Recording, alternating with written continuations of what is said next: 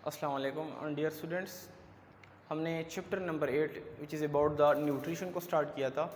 आज का हमारा जो स्टडी टॉपिक है यानी मल न्यूट्रिशन को हम डिस्कस कर रहे थे।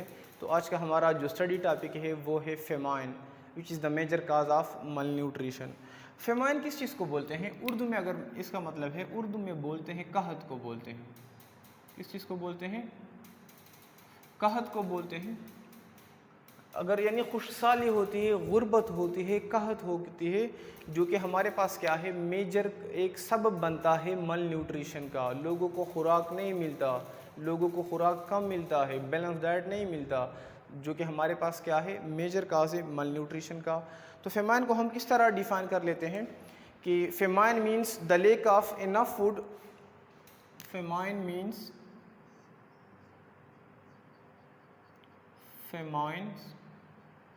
means the lack of enough food to all the people,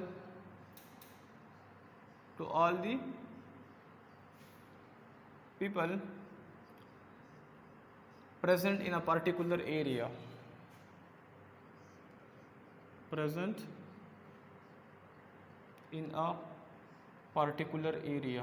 is called as famine।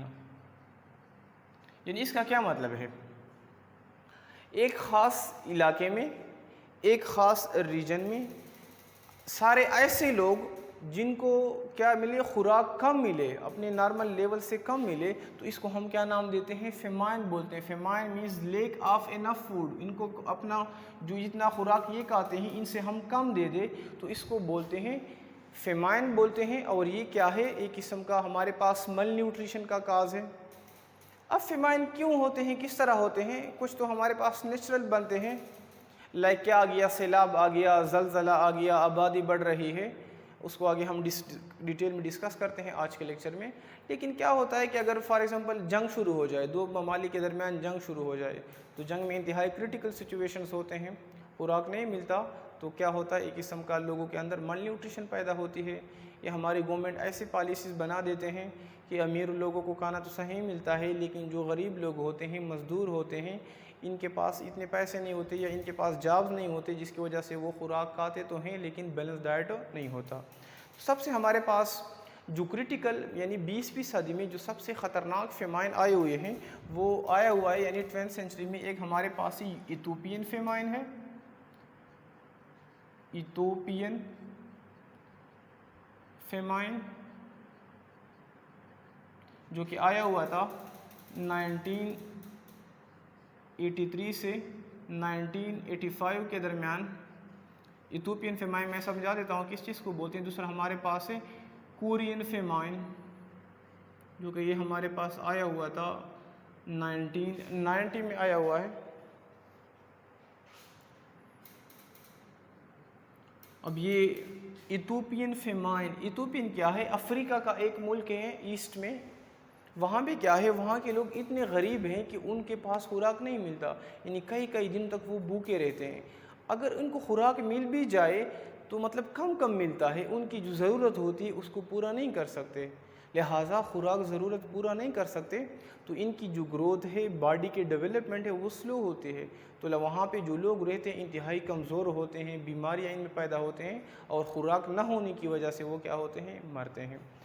तो कहाँ पे आया था? अफ्रीका में 1983 और 85 के दरमियान। अगला आया हुआ था कोरिया में 1990 में। वहाँ पे जंग की वजह से क्या हुआ था, खुशहाली बन गई थी, कहत बन गया था, खुराक कम था। तो 20वीं सदी के जो सबसे दो हमारे पास मशहूर फेमाइन है वो क्या है, which is the Ethiopian famine and one is the Korean famine. और ये एमसीक्यूज़ के पॉइंट ऑफ व्यू से और शॉर्ट क्वेश्चन के पॉइंट ऑफ व्यू से तुम लोग को याद होना चाहिए। MCQs plus short questions. अगर आ गया कि what are the two famous famine of 20th century, तो तुम लोगों ने नेम लिखना है, डेट लिखना है। अगर आ गया कि इथोपियन फेमाइन, आगे डेट एमसीक्यूज़ में पूछा जा सकता है। अब फेमाइन भी हमारे पास मुख्तलिफ रीजंस की वजह से होते हैं। तो जिस तरह क्या हो गया, जो हमारे पास पहला इनका रीज़न है वो है unequal distribution of food. Unequal distribution of food, यानी कि हमारे पास फेमाइन यानी कहत क्यों बनता है? Unequal distribution of food. Unequal distribution का फूड का ये मतलब है कि इंसाफ के तकाजे पूरे नहीं होते। जो अमीर लोग होते हैं वो अपनी ज़रूरत से ज़्यादा खाते हैं, इनके लिए हर किस्म के न्यूट्रिएंट्स अवेलेबल होते हैं। जो गरीब लोग होते हैं वो क्या कर लेते हैं, उनके पास बैलेंस डाइट तो छोड़ो कि इनके पास अपने पेट भर के भी नहीं खाते। अब अनइक्वल डिस्ट्रीब्यूशन, ये डिस्ट्रीब्यूशन किसने की है? तो हमारे जो गवर्नमेंट के पॉलिसीज़ बना देते हैं, हमारे जो पॉलिटिशियंस हैं, हमारे जो सियासतदान है या जो हमारे एडमिनिस्ट्रेटिव है, जो हमारे हुक्मरान है, वो लोग यही क्या कर लेते हैं, यही पॉलिसीज़ बना देते हैं, इंसाफ के तकाजे पूरे नहीं करते, गरीबों का ख्याल नहीं रखते, तो जिसकी वजह से क्या होते हैं, खुराक इक्वली डिस्ट्रीब्यूटेड नहीं होता। तुम लोग अपने गाँव में, अपने इलाके में देख सकते हो कि जो अमीर लोग होते हैं, वो जो सियासतदान होते हैं, इनके पास हर किस्म के खुराक अवेलेबल होते हैं, बैलेंस डाइट तो पूरा होता है, बल्कि इससे ज़्यादा भी लेते हैं। जो गरीब लोग होते हैं, मज़दूर लोग होते हैं, अब ये मज़दूरी और अमीरी किसने, ये डिस्ट्रीब्यूशन हम खुद करते हैं। अगर हम इनका ख्याल रखते, मतलब इंसाफ के तकाजे पूरे होते, इनको हम जॉब प्रोवाइड करते, इनको हम खुराक प्रोवाइड करते, सारे के सारे इक्वल होते, तो ये फेमाइन नहीं होता।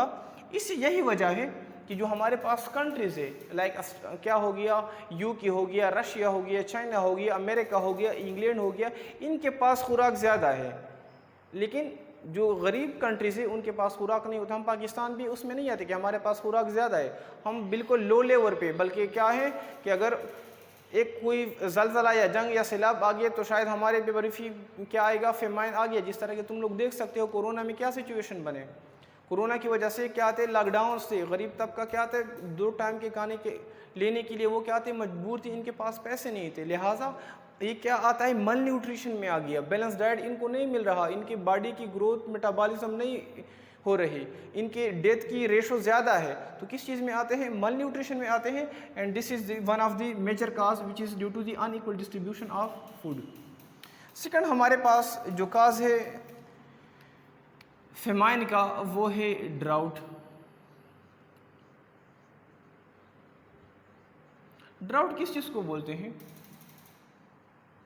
ड्राउट बोलते हैं खुश्क साली को बोलते हैं। किस चीज़ को बोलते हैं? खुश्क साली को बोलते हैं। A drought is a period of time with there is not enough water to support agriculture and human needs. यानी क्या होते हैं कि हमारे पास बाज़ औक़ात क्या होते हैं, बारिश नहीं होती, क्या नहीं होती, बारिश नहीं होती, या होते हैं कम होते हैं, तो हमारे पास पानी कम होता है, इतना पानी नहीं होता कि हमारे क्या करें, हम खेतों को देते या हमारी ज़रूरियात को पूरा करें। ख़ास करके जो हमारे पास तरतल जो इलाके हैं, जो डिज़र्ट के इलाके हैं, सहरा के इलाके हैं, वहाँ पे बारिश है, चूँकि सहरा में जो एनुअल रेनफॉल है वो क्या होता है, लेस देन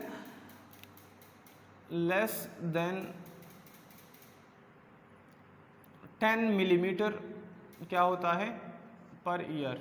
यानी इसका ये मतलब है कि सहरा में बारिश होती, पूरे साल की जो बारिश इकट्ठा करके वो 10 मिलीमीटर से भी कम होती है। तो कुछ कंट्रीज़ हमारे पास ऐसे हैं जो बिल्कुल सहरा में होते हैं, या बारिश नहीं होती, खुशहाली आ जाती है, तो हमारे जो एग्रीकल्चर हैं, हम जो क्या कर लेते हैं, जिस तरह हम कहते हैं कि Pakistan is one of the agriculture country, और जो हमारा डिपेंड करता है मुल्क का कि 70% हमारा मुल्क क्या है, डिपेंडेंट है एग्रीकल्चर पे, ठीक है।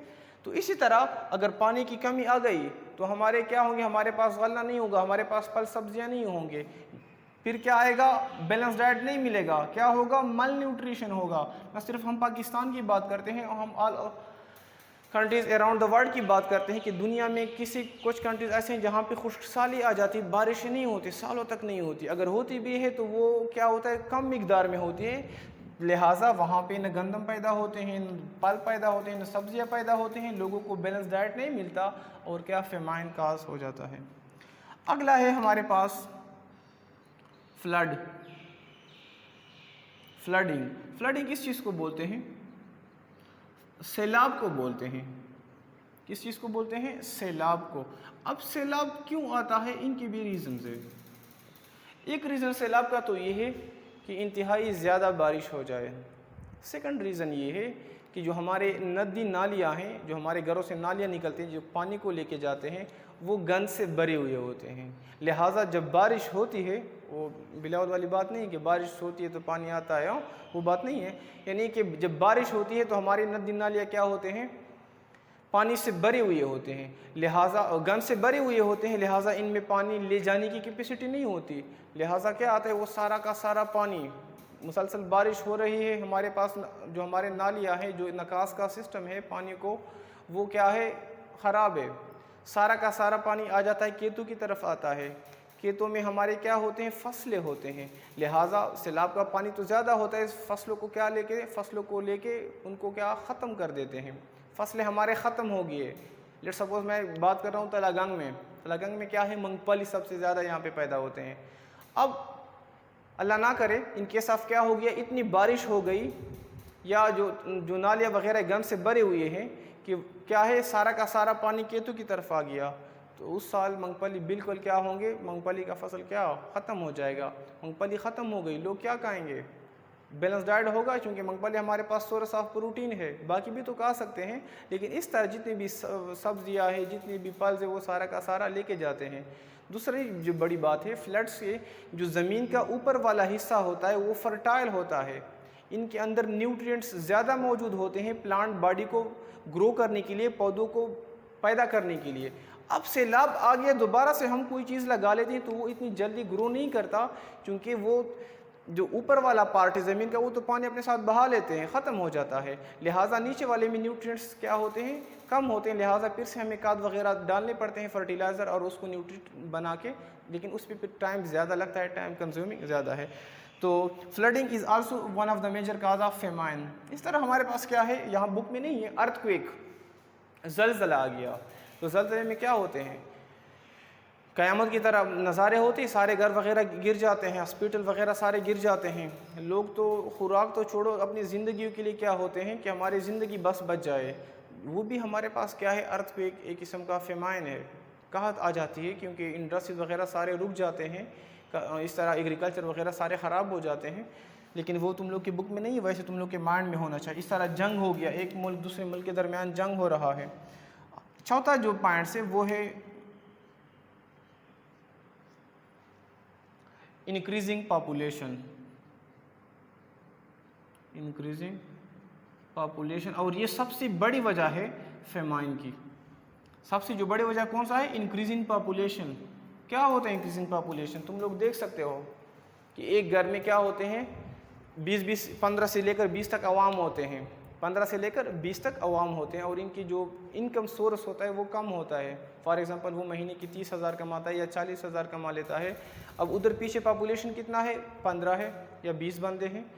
अब इनके लिए ये क्या करे, इनके लिए कपड़े प्रोवाइड करे, इनके जो पेरेंट्स है इनके लिए इनको स्कूल पढ़ाए या इनको खुराक प्रोवाइड करे। लिहाजा इंक्रीज़ इन पॉपुलेशन, ये सिर्फ मैं एक घर की बात कर रहा हूँ कि वहाँ पे इन लोगों को, इन बच्चों को प्रॉपर खुराक नहीं मिलता, अगर मिलता है कम कम मिकदार में मिलता है, क्योंकि क्या है, पॉपुलेशन ज़्यादा है। इसी तरह अगर हम पूरी दुनिया की बात करें तो क्या है, पॉपुलेशन ज़्यादा हो रहा है, आबादी ज़्यादा बढ़ रही है, लेकिन जो हमारी सोर्सेज है वो कम हो रहे हैं। आबादी ज़्यादा हो रही है, जितने भी हमारे एग्रीकल्चर लैंड्स थे वहाँ पे लोग मकान बना रहे हैं, कोई फसलें नहीं उगाते, हर एक क्या कर ले, तैयार बैठा हुआ है। तो एक टाइम ऐसा आ जाएगा कि जो हमारे पास ज़मीनी वो एग्रीकल्चर लैंड है, जहाँ पे हम पहले फसलें उगाते थे, वहाँ पे अभी लोगों ने घर बनाए हुए हैं।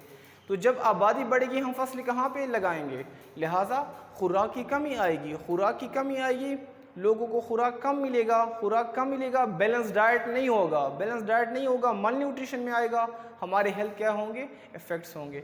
तो ये the famine which is the major cause of malnutrition, और उसके 4 पॉइंट्स ये तुम लोगों को याद होना चाहिए। और ऑल लॉन्ग क्वेश्चन के हवाले से सिंपल सा है, आसान सा, इसमें कोई मैकेनिज्म या कोई लंबी चौड़ी बातें नहीं है। होप कि तुम लोग को लेक्चर पसंद आ गया होगा। नेक्स्ट लेक्चर तक अपना ख्याल रखिए। अल्लाह हाफ़िज़।